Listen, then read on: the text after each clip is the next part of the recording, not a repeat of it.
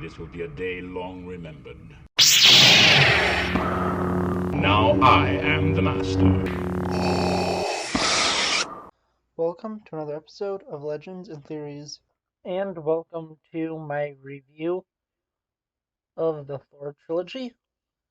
And with this, I'll be taking a look at the first three films in the Thor franchise, since obviously Thor Love and Thunder has not released yet, but also for a few other reasons, with the fact that I would just go over, the trilogy and didn't want to go over each movie individually because that would take a lot of time doing it for each MCU franchise.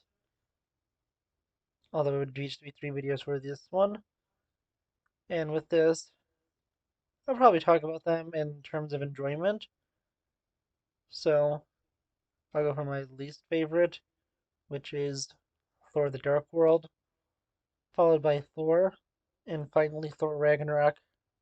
And starting off with Thor the Dark World, this is one of the weakest MCU films. Not fully sure if it is the weakest. It's up there though with the Incredible Hulk, and isn't amazing, but it's also not the worst one. And looking at it, I think that the storyline, it's okay. You have some stuff with Loki, which is really good. The villain Malekith, he isn't that good of a villain. And the only really important thing in this is that the Reality Stone is discovered. And besides that, honestly, I don't think much more happens. It's important. Besides also his mother dying, and yeah, I think that that's the main problem. This is it's an okay one. I don't think there's any truly bad MCU film currently, but I think that this is one of the weakest ones. Moving on to Thor, and this is a film I really do enjoy. I really do like the first Thor film and think they did a good job with it. He has a great development. You get a great character with Coulson being in it. Jane is also interesting. And Darcy was fun. Selvig is probably, the most boring of the cast. But with all of it, I think that the storyline was really good, and you have a great cast with all these characters. Odin, his mother, and especially Loki are all amazing in this film. And I think that was just a really great part of this franchise, because of how much they truly love this.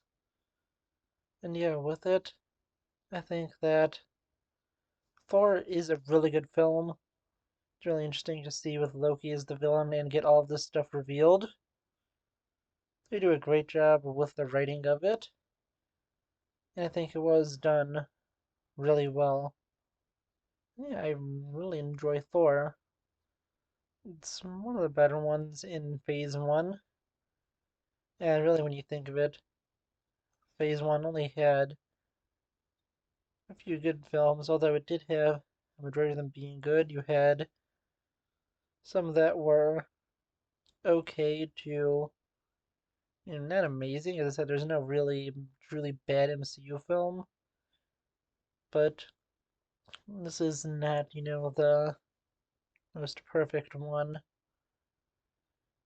And with it, Thor is definitely up there on the better ones.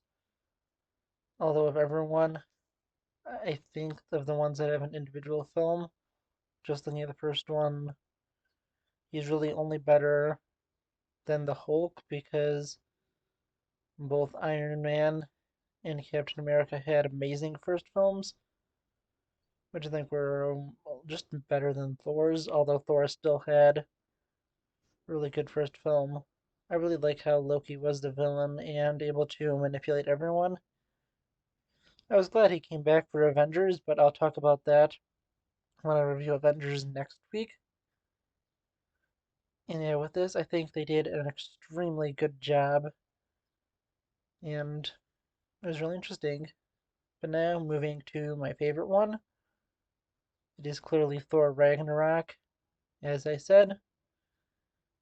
And obviously, because you could have process of elimination, since this is the only one I haven't talked about yet.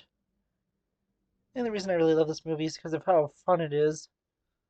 Although I think that it is a little off that they did change Thor so drastically in this.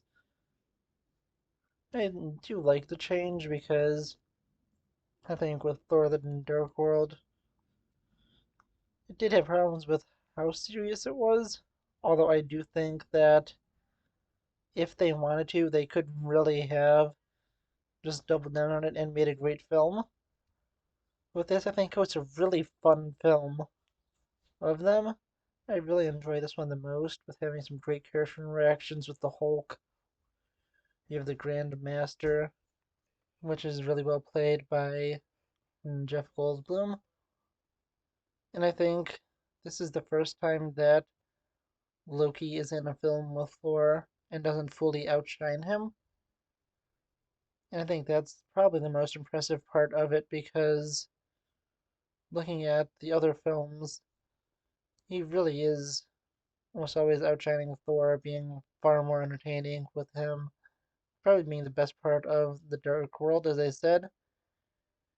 And he was extremely interesting in the first Thor film, and I think was just, slightly more interesting than him there.